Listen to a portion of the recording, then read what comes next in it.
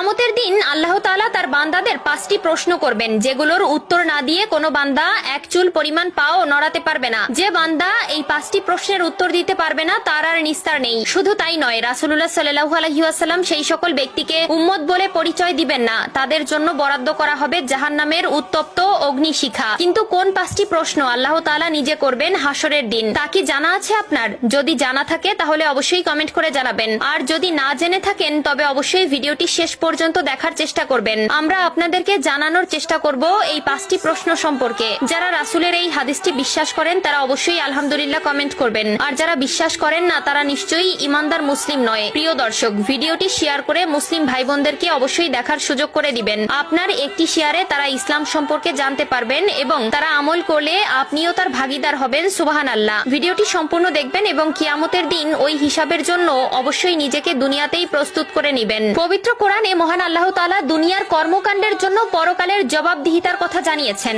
এছাড়াও রাসূলুল্লাহ সাল্লাল্লাহু আলাইহি ওয়াসাল্লাম বলেছেন, কিয়ামতের দিন এই 5টি প্রশ্নের জবাব না দিয়ে তারা আল্লাহর সামনে থেকে সরতে পারবে না। স্বয়ং আল্লাহ তাআলা নিজে তার বান্দাদের কিয়ামতের দিন যে প্রশ্ন করবে তার প্রথম প্রশ্ন হলো, জীবন কোথায় নিঃশেষ করেছো? আল্লাহ তাআলা আমাদের সুন্দর একটি জীবন দান করেছেন, যার জন্য আমরা আল্লাহর কাছে